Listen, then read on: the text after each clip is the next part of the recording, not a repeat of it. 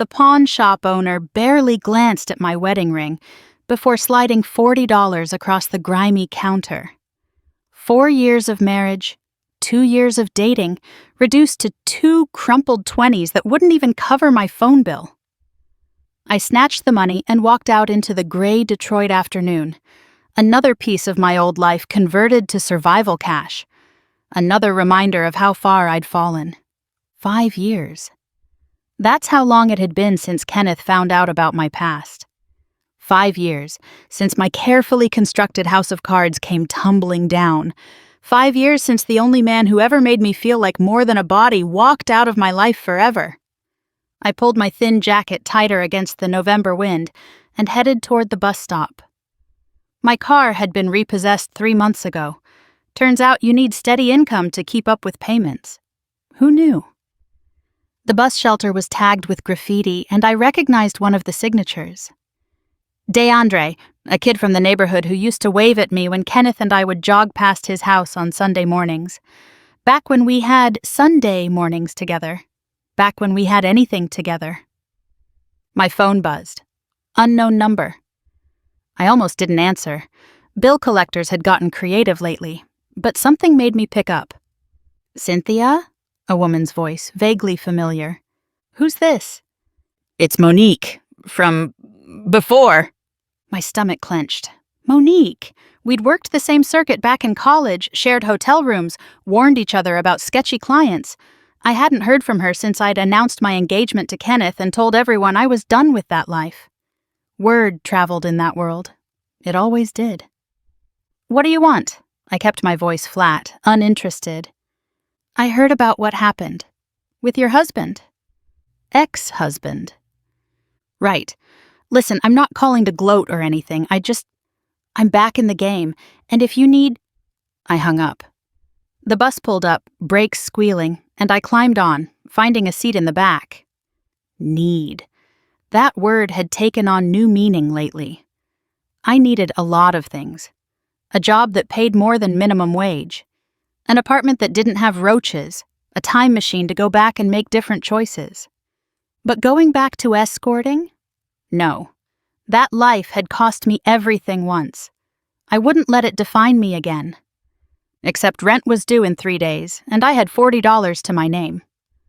The bus lurched through Detroit's potholed streets, past abandoned buildings and liquor stores, past the gentrified downtown where Kenneth probably worked now. I'd stalked his LinkedIn once, immediately regretting it when I saw his new title, Senior Marketing Director. He'd gotten promoted twice since our divorce. Meanwhile, I was stocking shelves at a dollar store, telling myself it was temporary while the months turned to years. I thought about that night in 2020 when everything unraveled. We'd been married for 2 years, living in a cute little house in Corktown that Kenneth had surprised me with. I'd been straight with him about working in marketing, technically true since I'd marketed myself online. He never pushed for details about my college years, seemed content with my vague answers about making ends meet and doing what I had to do. The friend who'd exposed me, Tisha, had been my roommate back then. We'd started escorting together, 2 broke college girls who'd discovered we could make in one night what our classmates made in a month. She'd been at our wedding, smiling in the photos, hugging me after I'd tossed the bouquet. She was my maid of honor, for God's sake. She'd fixed my veil that morning. She'd cried during our vows. And then she'd handed my husband the match and pointed at the fuse. I still don't know what made her decide to blow up my life. Jealousy, guilt, some misguided sense of morality. Maybe she got sober. Maybe she found God. Or maybe she just got tired of watching me win while she spiraled. There's something you should know about your wife, she'd told Kenneth. And just like that, 6 years of carefully managed secrets came spilling out. The bus passed the venue where Kenneth and I had seen Lil Wayne that night we met.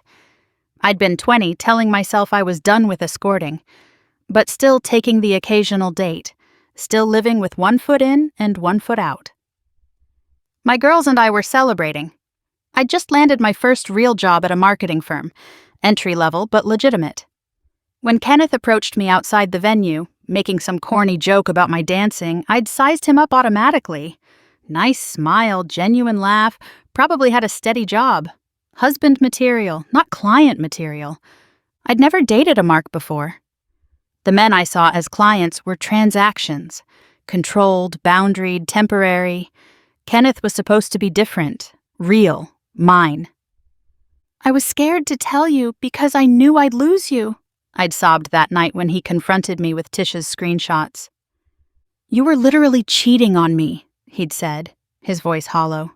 You slept with other men for money while I was planning our future. We weren't married yet, I'd tried, hating how small and cornered my voice sounded even to me. So being in a committed relationship meant nothing? The truth was messier than that. I told myself I'd stop when things got serious with Kenneth. Then I told myself I'd stop when we moved in together. Then I told myself I'd stop before he proposed. The money was just too good, and I'd gotten comfortable living a double life. Kenneth paid most of our bills, but I liked having my own money. Liked buying him expensive gifts and surprising him with weekend trips that I'd say I'd gotten deals on. Liked feeling independent even while playing the role of devoted girlfriend. It wasn't until 2 months before he proposed that I'd finally quit for real. He'd been acting nervous, and I'd known what was coming. I couldn't accept his ring while still seeing clients. Even I had that much conscience left. But Tisha's evidence showed the overlap. The months I'd been telling Kenneth I loved him while meeting men in hotel rooms. The girls' trips that were actually escort dates in other cities. The marketing conferences where I'd been the product being marketed. My phone buzzed again. This time it was my manager at the dollar store. You coming in today or what? Shit. I'd lost track of time. Thought my shift started at 4, not 2. On my way, I texted back, knowing I'd be at least 30 minutes late with the bus route. Don't bother, I'll mark you as a no-show. 3rd time this month. And just like that, I was unemployed. Again. Detroit didn't just kick you while you were down. It waited until you tried to stand, then kicked harder. I got off at the next stop and walked aimlessly, ending up at Hart Plaza by the river. Kenneth had proposed here, right by the fountain as the sun set over Windsor. I'd cried happy tears, said yes before he even finished his speech.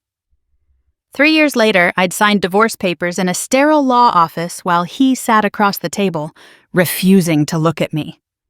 The wind off the river cut through my jacket. I thought about Monique's call. 1 night.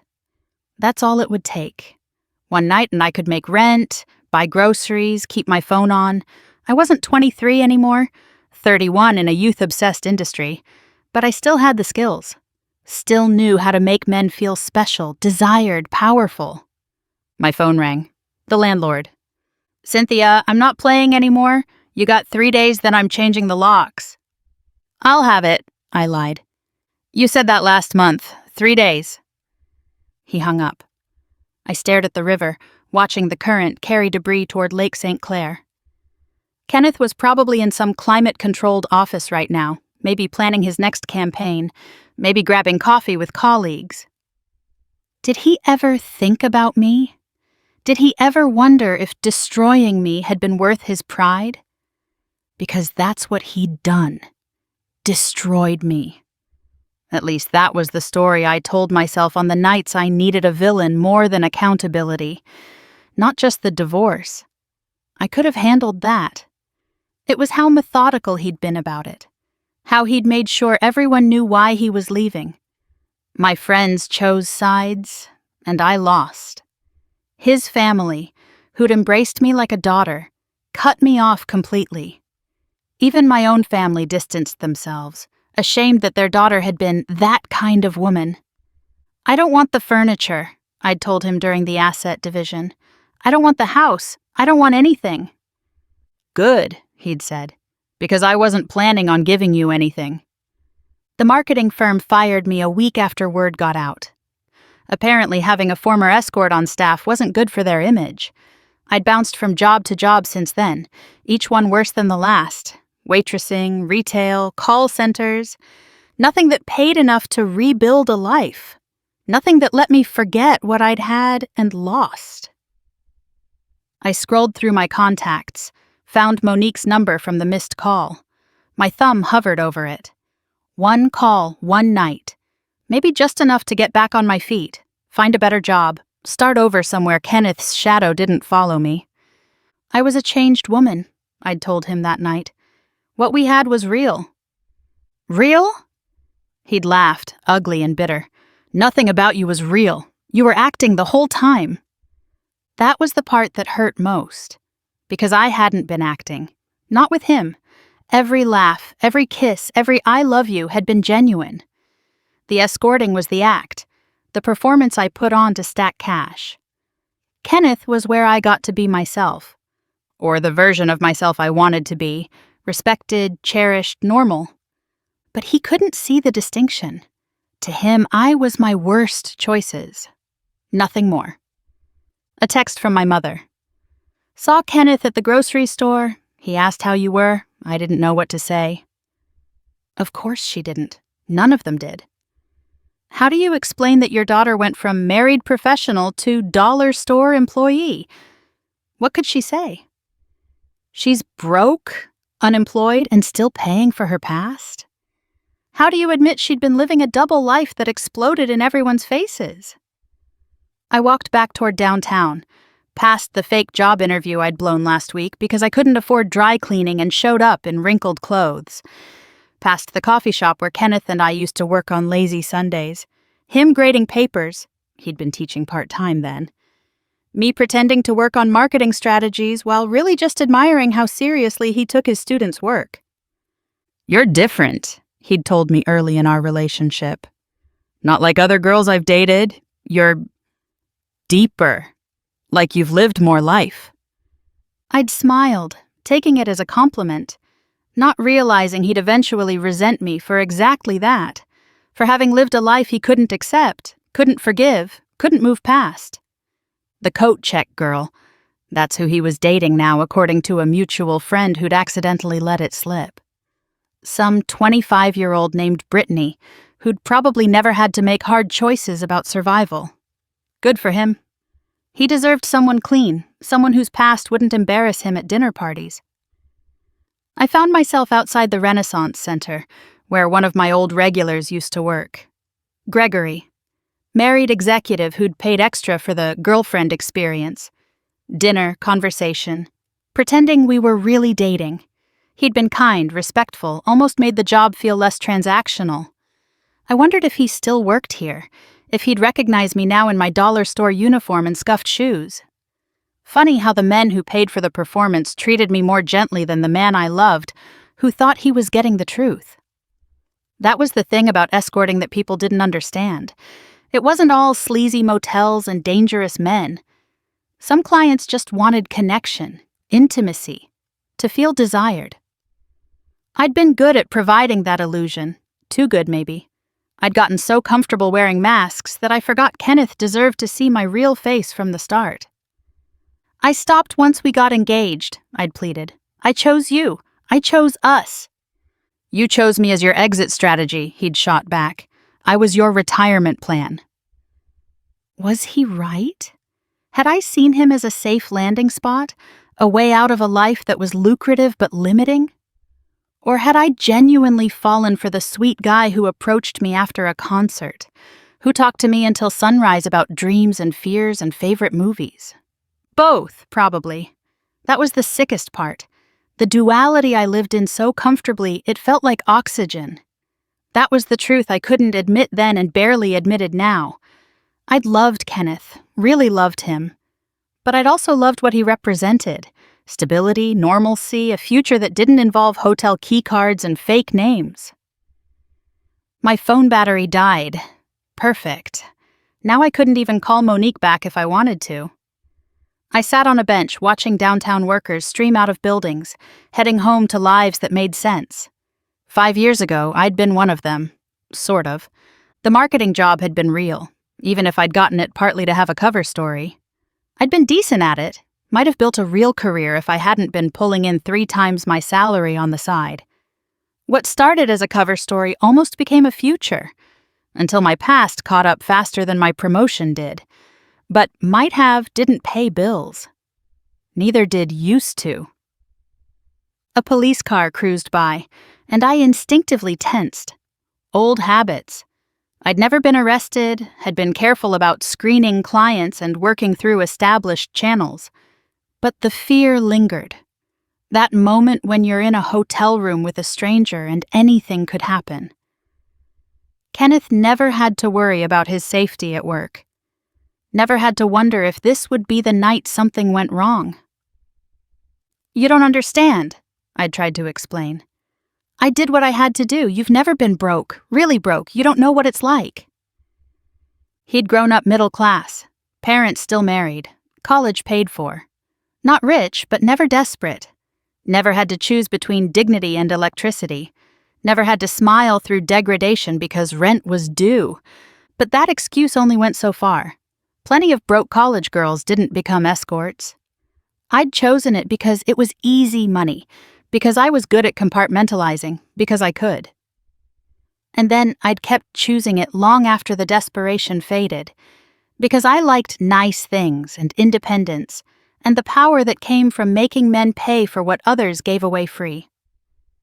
The sun was setting now, painting the sky the same purple pink it had been the night Kenneth proposed. I'd worn the dress he loved, the blue one that made my eyes pop. He'd been so nervous he'd almost dropped the ring in the fountain. We'd laughed about it later, how I'd nearly had to dive in after it. The ring. I'd kept it for 3 years after the divorce, unable to sell it, unable to wear it, unable to throw it away. It sat in my jewelry box like evidence of a crime, reminding me daily of what I'd destroyed. Today, I'd finally pawned it for $40. Kenneth had saved for months to buy it. The pawn shop owner hadn't even pretended it was worth more. I needed to find somewhere to charge my phone. The library was closest, but they'd close soon. Maybe I could sit in the lobby of one of the hotels, pretend I was waiting for someone. I knew which ones had outlets in discreet corners, which security guards didn't pay attention. Old knowledge that felt like muscle memory. The Marriott downtown. I'd worked out of there sometimes, the bar dark enough to meet clients without feeling exposed. The bartender had known but never said anything, just made my drinks strong and took his tips. I wondered if he still worked there. He did. Roberto, older now, gray at his temples, but the same careful way of not quite looking at me when I walked in. "Long time," he said, sliding water across the bar without my asking. "Yeah." "You back in the game?" I shook my head, found an outlet, plugged in my phone. "Just needed to charge this." He nodded, moved away to serve paying customers. The bar was filling up with after-work crowds. Men in suits, women in heels, everyone polished and purposeful. I sat in the corner, invisible in my shabby clothes, watching lives I used to adjacent to. My phone came alive with notifications. 3 missed calls from Monique, a text from my former manager confirming I was fired, an email from my landlord with formal eviction notice. The hits just kept coming. I called Monique back. "Girl, I was starting to worry," she said. "You okay?" "Define okay." She laughed, not unkindly. "Yeah, I feel you. Look, I'm not trying to pressure you or nothing. Just wanted you to know there's money out here if you need it. Different from before. More online stuff now. OnlyFans type situation. Safer." "I can't go back to that." "Why not? You were good at it. Better than good. You had regulars fighting over time slots." "Because it cost me Kenneth. Because it made me a liar. Because I was 31 and tired and couldn't pretend strangers' desire meant anything anymore." "I just can't," I said. "All right, but if you change your mind, the game changed, but money's still green." We hung up. I sat there as the bar filled up, watching men who might have been clients in another life. The silver-haired one checking his phone constantly, married probably, waiting for permission to stay out. The younger one nursing whiskey alone, divorced or about to be. The group celebrating something, buying rounds, their laughter too loud. At least one would want company later. I'd been so good at reading them. Knowing who wanted conversation, who wanted fantasy, who just wanted to feel powerful. It was like a sixth sense developed over years of practice. Kenneth had loved what he thought was intuition, how I always knew when he needed space or affection. He didn't realize it was professional training.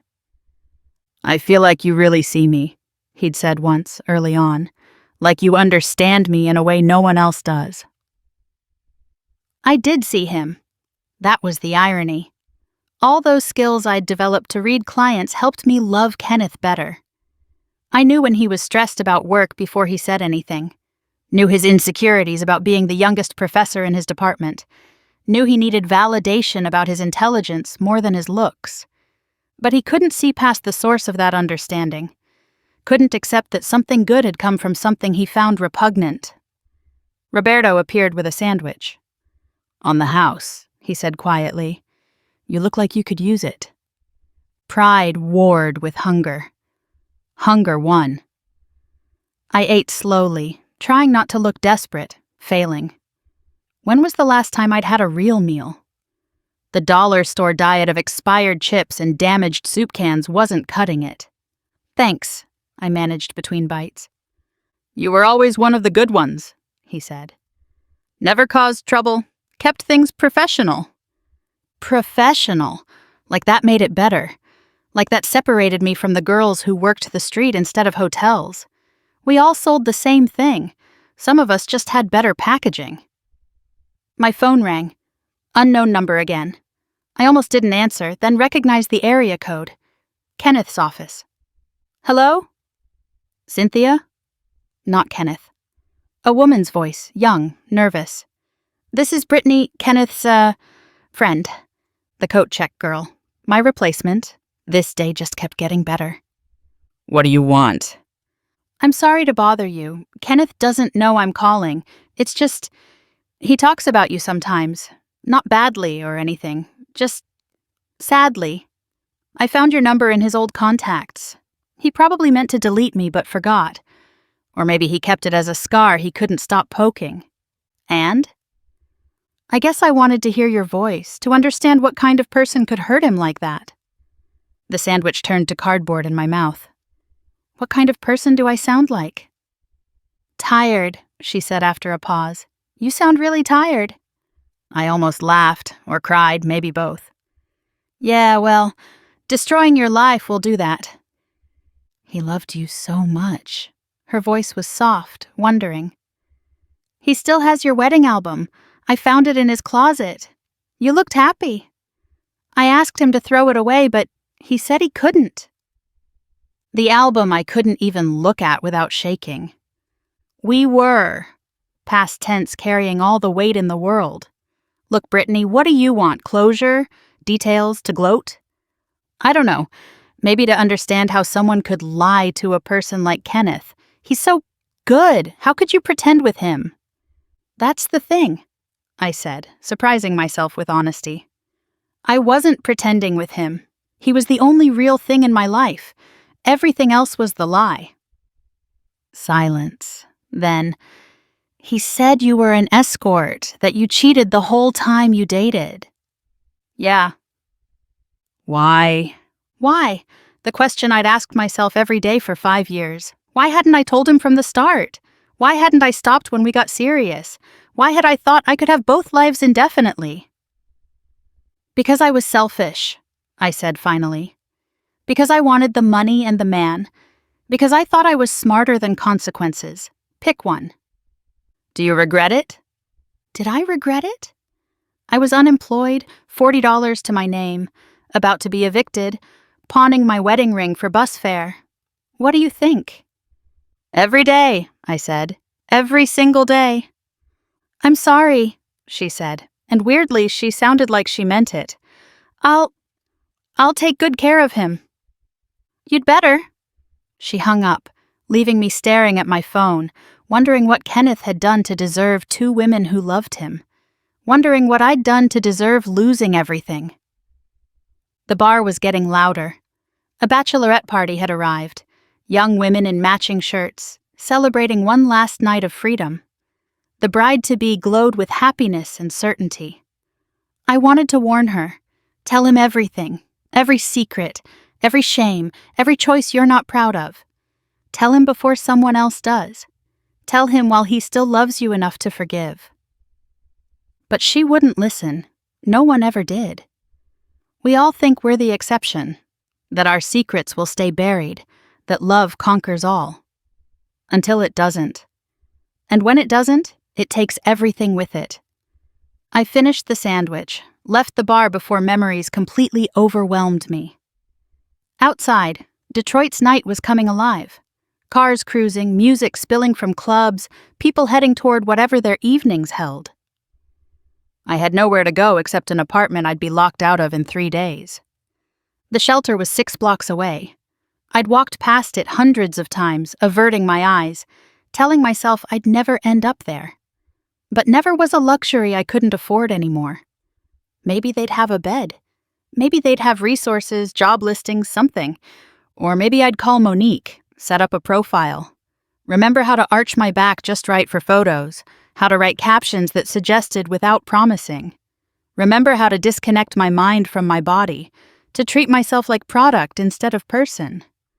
Kenneth would never know. He'd moved on, had his nice girlfriend who probably came with no complications, no history that needed explaining at dinner parties. Why was I still protecting his image of me? Why did I care what a man who'd discarded me like trash thought about my choices? Because I loved him. Still. 5 years later, through poverty and humiliation and loneliness, I still loved the man who'd made me believe I could be more than my worst choices. Even if he'd been wrong, even if I'd proved him wrong, even if I was about to prove him wrong again. My phone buzzed. Monique again. Just think about it, okay? You don't have to do full service. Just pictures, videos, easy money. Easy money. The 2 words that had started everything, ended everything, might start it all again. I stood on the corner, shelter to the left, phone in my right hand, Monique's number glowing on the screen. One choice would keep my dignity intact but leave me homeless. Dignity didn't keep the lights on. Hunger did. The other would pay my bills but confirm everything Kenneth believed about me, that I was exactly what my history said I was, no more, no less. A bus pulled up, heading toward my apartment. Last chance to go home, pack what little I owned, try to figure out another solution. Or I could stay here, make the call, become the woman Kenneth had already decided I was. The bus doors opened. The driver looked at me expectantly.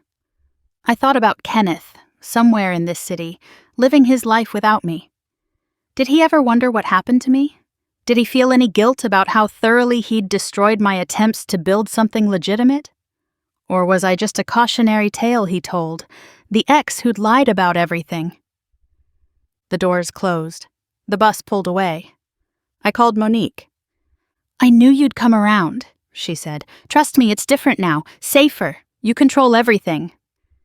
Control, as if I'd ever had that. As if any of us did. We just told ourselves stories about choices and agency while life happened to us, around us, despite us. When do I start? I asked. Tonight, if you want. I can set you up, show you the ropes. You still got that tattoo on your hip? The butterfly? Guys love that artistic shit. The butterfly.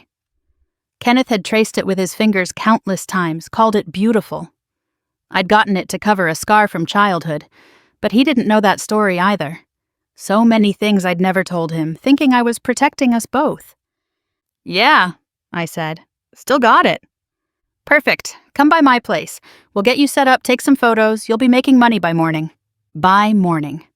In 12 hours, I'd be back in the game I'd sworn I'd left forever. It was almost funny, how quickly survival bulldozed conviction. Kenneth's worst assumptions about me confirmed. My own worst assumptions about myself proven right. But I'd also have rent money, food money, phone bill money, survival money. Text me the address, I said. I hung up and started walking toward whatever came next. Behind me, the Detroit River flowed on, carrying its secrets toward the lake. The city lights reflected on its surface like broken promises, beautiful and fractured, and impossible to piece back together. 5 years since my past destroyed my marriage. 5 years of trying to be someone else, someone better, someone Kenneth could have been proud of. But maybe that was the real lie. thinking I could transform through willpower alone. Maybe we are what we are, and fighting it just delays the inevitable return to form. Or maybe I was just tired. Tired of being hungry. Tired of being righteous. Tired of pretending the high road led anywhere but homelessness. Kenneth would never know. That was the gift I could give him. Letting him keep his narrative of the lying ex who'd played him for a fool. Let him tell Brittany how duplicitous I'd been, how he'd dodged a bullet. Let him be the hero of his own story, the good man who'd walked away from a bad woman. And me? I'd be exactly what he thought I was. No more, no less. My phone buzzed with Monique's address. North of downtown, a decent neighborhood. Safe. Like safety was what I was worried about anymore. I caught my reflection in a store window. 31 years old, exhausted, wearing shame like a second skin. I looked like a woman life had chewed on for too long and finally spit out. Not exactly OnlyFans material, but Monique was right. There was a market for everything. Older women, sad women, women with stories written in the lines around their eyes. Someone would pay to see me pretend they were special.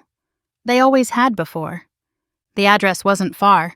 20 minutes walking, maybe less. 20 minutes to talk myself out of this. 20 minutes to find another solution.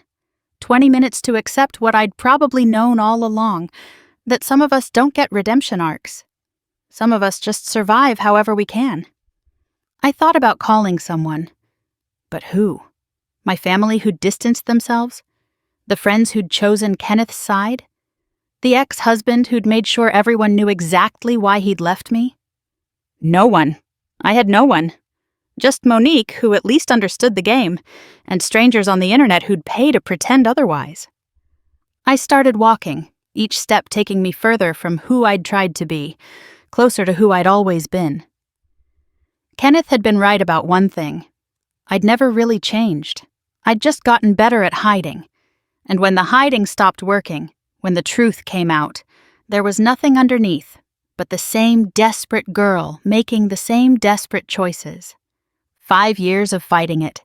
5 years of minimum wage jobs and maxed out credit cards and pawned jewelry. 5 years of pretending the show was over, when really it was just an intermission. 5 years of proving I was better than my past. All of it ending on a cold November night, walking toward a camera that would capture exactly what Kenneth always knew I was. Worth exactly what men would pay. No more, no less. The building came into view. Monique's apartment, lit up and waiting. One more block. One more chance to turn around. One more moment of pretending I had options. I kept walking. Toward Monique. Toward the camera. Toward the only life that had ever really claimed me, no matter how hard I'd tried to escape. Behind me, the city went on living. Somewhere, Kenneth was probably asleep next to Brittany, secure in his choices, vindicated by my inevitable return to form. Good for him. He deserved peace. He deserved a woman who'd never sold herself, who'd never lied about it, who'd never broken his heart with the weight of her history. And me? I deserved whatever came next. No more, certainly. But also, maybe no less. I rang Monique's buzzer. "Come on up, girl," her voice crackled through the speaker. "Welcome back." Back. Like I'd ever really left. Like those 5 years had been anything but an intermission in a show that was always going to resume. I climbed the stairs, each step an admission of defeat. Or survival. Or both. Maybe they were the same thing for women like me. Women who'd learned too early that everything was for sale if you were hungry enough.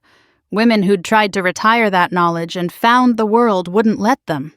Monique opened the door before I could knock, pulling me into a hug that smelled like vanilla and weed. "You look rough," she said, not unkindly. "But we can work with it. Vulnerability sells." Vulnerability? Is that what we were calling it now? I just called it desperation, but I guess that didn't sound as good on a marketing brief. "Come on," she said, leading me inside. "Let me show you the setup. It's easy, I promise. Easier than the old way." The old way. Hotels and strangers, and envelope of cash. At least that had been honest. A clear transaction, boundaries established. This new world of content and subscribers felt like performance art, selling the illusion of intimacy to men even lonelier than the ones who'd paid by the hour. But money was money. Rent was rent. Survival was survival. Just like riding a bike, Monique said, adjusting ring lights and cameras. You never really forget. No, you never did. No matter how hard you tried, no matter who you married, no matter how many years you spent pretending otherwise. The knowledge stayed in your body, in your muscle memory, in the way you could size up a man's desires with a glance. Kenneth had loved that about me once, how intuitive I was, how I could read his moods. He'd never asked where I'd learned it, never wondered why I was so good at being exactly what he needed. Now he knew, and knowing had destroyed us both. I sat in front of Monique's camera, trying to remember how to arrange my face into desire instead of despair. Behind the lens, my future waited, familiar and inevitable as Detroit winter. Just be yourself, Monique coached. Myself. As if I knew who that was anymore, as if I'd ever known. But the camera didn't care about existential crises. It only cared about angles and lighting and the illusion of availability. Things I'd mastered long ago. Things that came back like muscle memory, easier than breathing. I looked into the lens and smiled, the kind of smile men paid for, the kind Kenneth used to think was just for him. Somewhere in Detroit, Kenneth was safe from me and my complications. That would have to be enough, for both of us.